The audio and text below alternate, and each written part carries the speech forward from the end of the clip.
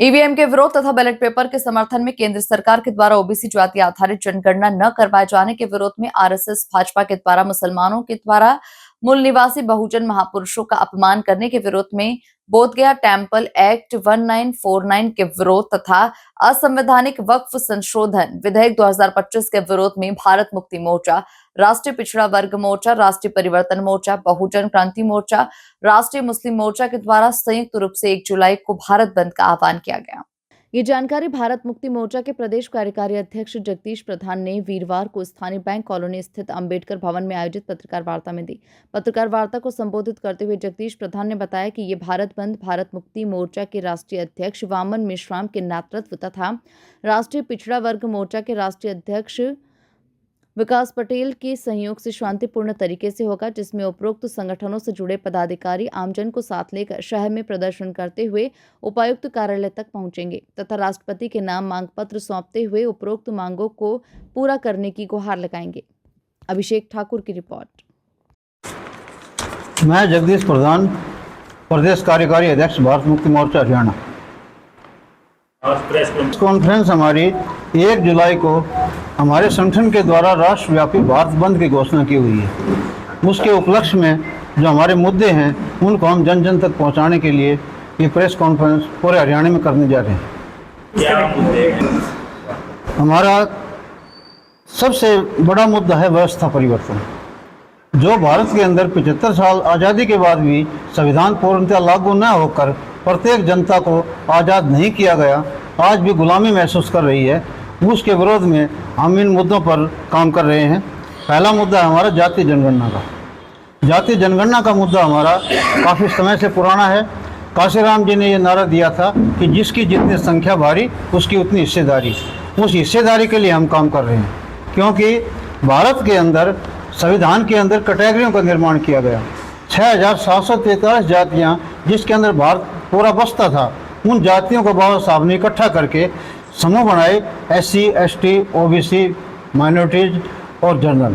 तो हम चाहते हैं, हम किसी का खाने की बात नहीं करते, ना किसी को ज़्यादा देने की बात करते। हम कहते हैं कि संख्या की गिनती करो, जितनी जिसकी संख्या है उसको कार्यपालिका में, न्यायपालिका में, विधानपालिका में और जो प्राइवेट सेक्टर है, बिजनेस है, सभी के अंदर उसकी हिस्सेदारी डाली जाए, ताकि प्रत्येक भारत का नागरिक अपने आप में देश का मालिक महसूस करे। सरकार ने कहा है, तो हमने भी 15 तारीख को, जब से इसी 15 से हमने प्रेस कॉन्फ्रेंस का दौर शुरू किया, तो सरकार को मजबूर होकर ये बात लिखनी पड़ी प्रेस में कि हम 27 अप्रैल तक, अप्रैल की जो 27 अप्रैल है उस तक हम जातीय जनगणना कर देंगे। और जातीय जनगणना के अंदर मैं बताना चाहूँगा कि हमने जो विधायपालिका की बात कर रहे हैं, भारत के संविधान के परिमल में लिखा हुआ है हम भारत के लोग, तो भारत के लोगों के लिए है ना। अब भारत के अंदर क्या किया, इन्होंने परिसीमन के लिए बोल रहे हैं, भाई लेडीज की भी संख्या होगी, तो संख्या के आधार पर हम उनको भी आरक्षण दे रहे हैं, तो सभी का आरक्षण के आधार पर परिसीमन तैयार होगा। तो हम सरकार से आज ये बात कहना चाहते हैं पत्रकार के माध्यम से, और जनता को भी इस बात को जागरूक कर रहे हैं, यदि परिसीमन होता है तो परिसीमन क्षेत्र का न होकर जातियों का हो। जो संवैधानिक जातियाँ हैं उन जातियों को हो, जितनी जिसकी संख्या है उतने विधायक चुन के जाएँ, जितनी जिसकी संख्या है MP चुन के जाएँ, और उन्हीं लोगों से चुन के जाएँ। क्यों हम उन्हीं लोगों से चुनने की बात क्यों कर रहे हैं कि यदि OBC के लोगों का अपना आज़ाद प्रतिनिधि होता, OBC के लोग अपना MP खुद चुन के भेजते, तो किसानी जातियों को संघर्ष करने की जरूरत नहीं थी। उसका जो चुना हुआ नुमाइंदा था वो उनकी बात खुद उठाता। SC के लोगों को रोड पाने की जरूरत नहीं है, यदि SC के द्वारा SC का कैंडिडेट चुन के जाए। आज पार्टियों के द्वारा चुन के जाते हैं, पार्टियों की आंधी में विदेशों से पार्टियां फंड लेती हैं, पैसा लेती हैं, विदेशों के लिए काम करती हैं और भारत को कंगाल बनाने पर उतरी है। कितनी ही कंपनियों को जो अपनी पब्लिक सेक्टर की थी, सभी विदेशियों के हाथों में बेच दी इन्होंने। तो इसीलिए हम कहते हैं कि भारत के अंदर यदि इलेक्शन का जो व्यवस्था को बदलने की बात करें हम, तो यदि व्यवस्था बदली जाए तो क्षेत्र को छोड़कर जितनी संख्या है, संख्या के वोटरों का परिसीमन बनाया जाए, और संख्या के आधार पर सेपरेट इलेक्टर जिसे कहते हैं, ज्वाइंट की बजाय सेपरेट इलेक्टर से यदि चुन के जाएंगे तो अपने अपने समाज के लिए काम करेंगे और भारत में किसी प्रकार का कोई आंदोलन नहीं होगा। राष्ट्रव्यापी हड़ताल कौन कौन संगठन और क्या होगा? किन लोगों की भूमिका रहने वाली है जो भारत बंद का आंदोलन कर रहे हैं, किस तरह का भारत बंद कर रहे हैं? भारत बंद हमारा जन जन तक आवाज़ पहुंचाने का माध्यम है। हमारा वो भारत बंद उन लोगों की तरह नहीं है कि जो संपत्ति का नुकसान करते हो। हम इतनी ये जो पूरे देश प्रदेश में जो कॉन्फ्रेंसों का दौर चला है, इसलिए चला है ना कि लोगों तक बात पहुंचे। आप जैसे लोगों की न्यूज़ पहुंचती हैं, लोग सुनते हैं, देखते हैं। तो हमारा भारत बंद का मकसद यही है कि जहां हमारा आदमी हो उस दिन वो वहीं रुक जाए। कौन कौन से संगठन और जाति समूह शामिल होने वाले हैं? हमारा तो पूरे भारत का SC ST OBC का है। जाति आधार जीवन में किसको हक नहीं मिलने वाला है? लोग भ्रमित हैं, पर वो लोग भ्रमित हैं जिन्होंने संख्या से ज़्यादा खा रखा है। हम समानता की बात करते हैं। भारत के अंदर समानता का मौलिक अधिकार है और वो अधिकार सभी को मिलना चाहिए। जातीय जनगणना के अलावा EVM का मुद्दा है। EVM का मुद्दा आप देख चुके हो कि आप लोग कहते थे लोग वही बीजेपी सरकार है। यदि बीजेपी सरकार है, बीजेपी का सांसद ने ही केस लड़ा EVM का, EVM हटवाने के लिए सुप्रीम कोर्ट के अंदर बीजेपी का सांसद ही जाता है और उसके पक्ष में फैसला आता तो EVM हटी क्यों नहीं? पहला क्वेश्चन मैं ये करना चाहता हूं कि यदि बीजेपी का सांसद ही हाईकोर्ट सुप्रीम कोर्ट में गया EVM को लेकर और उसकी जीत हुई वहां 8 अक्टूबर 2013 के फैसले में सुप्रीम कोर्ट ने स्पष्ट लिखा है कि EVM से स्वतंत्र, निष्पक्ष और पारदर्शी चुनाव संभव नहीं है, तो उस सांसद की जिम्मेदारी बनती थी, उस बीजेपी की जिम्मेदारी बनती थी कि भारत में प्रचार प्रसार करती कि 2 योजनाओं में कांग्रेस ने जनता को ठगा है EVM के द्वारा। मगर की बात कर रहे हो, सरकार एक चुनाव, एक देश एक चुनाव की बात कर रही है, उसको किस तरह से देखें? वन नेशन वन इलेक्शन को किस प्रकार से देखते हैं? देखो, वन नेशन वन इलेक्शन तो वैसे देखा जाए तो जिस प्रकार सरकार की मशीनरी का हर एक स्टेट में कहीं ना कहीं दुरुपयोग होता है, वन नेशन वन इलेक्शन में कोई बुराई तो नहीं है।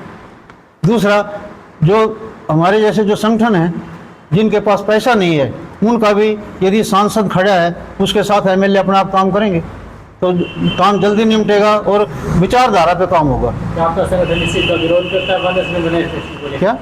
क्या आपका संगठन इस चीज को लेकर विरोध? हमारा संगठन इसके न तो विरोध में है न पक्ष में आएगा।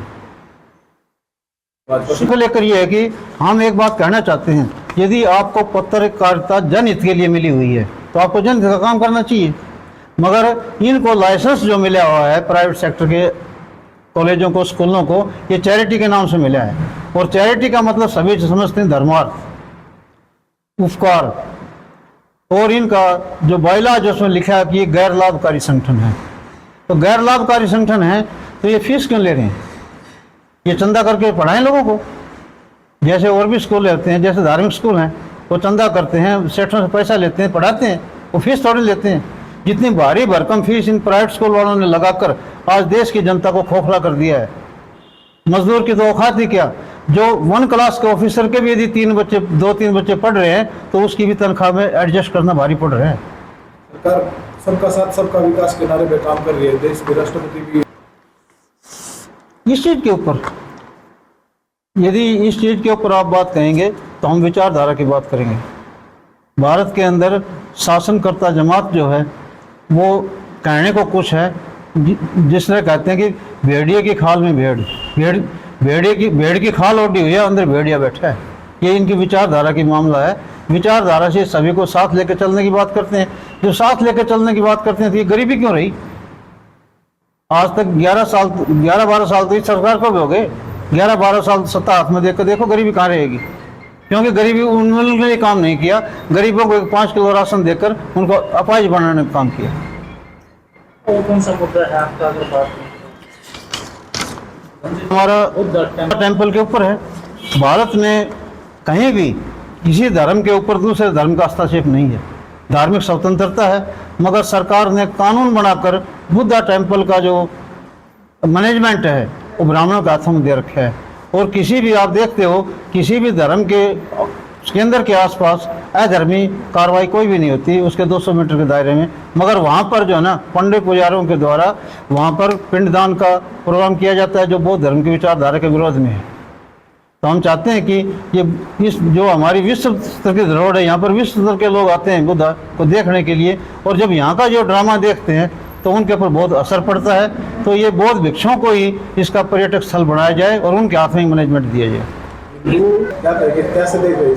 मैं ये कहना चाहूँगा कि जिस प्रकार ब्राह्मणों को हिस्सेदारी दी, ट्रस्ट में इनको हिस्सेदारी दी, उन्हें किसी बोध को बुलाया राम मंदिर के उसमें प्रतिष्ठापना में किसी बोध को हिस्सेदारी दी? दिखाने से कुछ नहीं होगा, काम करने से काम बनता है। ये भी आप करते रहे, ऐलान होता रहा है और करते रहे, लेकिन आपके लोग नहीं जुड़ रहे, कारण क्या है? कारण ये है सबसे पहला तो कि हमारे लोगों को इतना कमजोर और अपाहिज बना दिया है। 80% लोग जिसके भुखमरी में हो वो आंदोलन लड़ेंगे, मगर फिर भी हम जनता को जागरूक करके अपने विचार भेज रहे हैं और अपने अपने स्तर पर, इसीलिए हमने अपने अपने स्तर का काम किया है, क्योंकि हमें साधन संसाधन कहाँ से जुटाएं लोगों को एक जगह इकट्ठा करने के लिए। तो हमने किया है कि चाहे गांव के अंदर ही अपना भारत बंद करें, गांव में करें, इकट्ठे हों, गांव में अपने मुद्दों को लेकर, अपने बैनर को लेकर घूमें, लोगों को प्रचार करें और अपने 2 घंटे बैठकर अपनी वीडियो बनवाकर छोड़ें, ताकि भारत बंद का पता चले कि भारत बंद कितने गाँव तक हुआ। हम कार्य किसी का बाधित करने वाले नहीं हैं, क्योंकि भारत हमारा है, हमारी ये जन्मभूमि है, हम इसी के अंदर जो ना सिंधु घाटी सभ्यता के DNA के लोग हैं। हम किसी का कार्य बाधित नहीं करते और न किसी की दुकान बंद करवाने के आह्वान करते। यदि मुद्दों को लेकर किसी को रोष है, वो अपनी स्वेच्छा से कुछ भी कर सकता है, मगर हमारे संगठन की तरफ से कोई हिदायत नहीं है, न रोड जाम करने की हिदायत है। यदि रोड भीड़ के कारण जाम होता तो हमारी नहीं है, वो व्यवस्था करने का काम सरकार के पुलिस का है। यदि किसी कारण से हमारी ज़्यादा भीड़ होती है और वहाँ रोड जाम होता है तो वो व्यवस्था करने वालों के हाथ में, पुलिस के हाथ में है, हमारा दोष नहीं है। मगर इस तरह से जो भारत बंद का आंदोलन करने के बाद कुछ असर पड़ेगा, मांगों की तरफ कोई ध्यान जाएगा? अगर नहीं भी जाते तो आगामी रूपरेखा क्या रहेंगे? हमारी जो आगामी रूपरेखा है 2030 तक हम लगातार भारत बंद करेंगे, जब तक ये व्यवस्था पूर्णतः संविधान सम्मत नहीं हो जाती। इसका मूल कारण यही है कि यहाँ पर जो शासनकर्ता का विचार है वो यहाँ के 85% SC ST OBC की विचारधारा से मेल नहीं खाता, और इनके कुछ दलालों को इन्होंने लोभ के वशीभूत और पदों के वशीभूत होकर अपने काबू कर रखे हैं, और लोग जातीय आधार पर जो है वोटिंग करके इनकी सरकार बना देते हैं। अपनी भलाई के लिए और अपने विकास के लिए आज तक सोचने का काम नहीं किया। किसी भी, मैं आपको बताना चाहूँगा कि किसी एक क्षेत्र में चले जाओ जहाँ बहुसंख्यक लोग हैं, वहाँ के नेता पकड़ रखे हैं, वो जाति के आधार पर वोटिंग करते हैं, मगर जाति के लोग ये नहीं देख पा रहे कि तुम्हारी न्यायपालिका में कितनी भूमिका है, तुम्हारे कितने प्रोफेसर हैं, तुम्हारे कितने VC हैं, तुम्हारे कितने जज हैं। जिस दिन जनता इन विषयों को चर्चा करने लगेगी, जो हम चर्चा करवा रहे हैं, हम जगाने का काम कर रहे हैं। भारत बंद हम किसी सत्ता को लेने के लिए नहीं कर रहे, हम जनता को उनके मुद्दों के प्रति जगाने के लिए कर रहे हैं कि ज़्यादा से ज़्यादा लोग इसमें जागरूक होकर करते हो। और ये मैंने जनगणना के बारे में क्षेत्रवाद को छोड़कर, क्षेत्रीय परिसीमन को छोड़कर, यदि वोटिंग परिसीमन हो जाए, भारतीय संविधान की कैटेगरी के अनुसार वोटिंग परिसीमन हो जाए और उसके आधार पर वोट पड़े, तो किसी भी समाज को आंदोलन करने की जरूरत नहीं होगी देश में। आपने कहा डिमांड इसलिए पूरी नहीं होती ना कि जो शासनकर्ता पार्टियां हैं, नेता को जिता दिया अपनी जाति के नाम से, मगर जहां पार्टियों में बैठकर काम करते हैं, उन पार्टियों की विचारधारा दोनों की एक है, पक्ष और अपोजिशन की, और वो ब्राह्मणवाद है, मनुवाद है। उसका आम जनता पर क्या इफेक्ट? हमारा इफेक्ट ये है कि हम प्रचार कर रहे हैं, जिस दिन जनता जागेगी उस दिन वही हाल होगा जो श्रीलंका में हुआ। इन नेताओं को पिटेगी जो जनता के अंदर आज हीरो बने घूमते हैं कि मैं जाट नेता हूँ, मैं SC का नेता हूँ, मैं BC का नेता हूँ। इनको जिस दिन जनता अपने हक अधिकारों के प्रति जागरूक होगी, उस दिन के जूते मारेगी, पीटेगी इनको रोड पे, और होने वाला है। क्योंकि भारत का जो गरीबी का ग्राफ जो दिन पर दिन गिरता जा रहा है, बढ़ नहीं रहा, इतना गिर चुका है कि लंका, ये अपने बांग्लादेश और पाकिस्तान से भी नीचे गरीबी हमारी आ रही है। तो क्या है देश में कितना विकास हुआ है? सरकार तो बात करती है जो भारत को 11वें स्थान से लेकर के 4थे स्थान पर ले जाने का काम किया है, वही 11 साल पूरे होने पर अपनी उपलब्धियां भी गिनवा रही है। तो इन सब चीज़ों को किस तरह से देखें? इनकी उपलब्धियों के अंदर भारत की उस व्यवस्था को गिनवाते हैं जो विदेशियों ने यहाँ व्यापार किया, पैसा लगाया, मगर यहाँ के लोगों को क्या मिला वो नहीं बताते। यहाँ के जो पब्लिक सेक्टर थे उनको कितना ख़त्म किया गया, भारत की सरकार के पास कमाने के लिए क्या है, ये कोई जवाब दे। और इन्हीं चीज़ों को बताने के लिए हम जनता में प्रचार कर रहे हैं। जिस दिन जनता हमारे प्रचार को समझने में कामयाब होगी, उसी दिन इस व्यवस्था को नष्ट नाबूद कर देगी।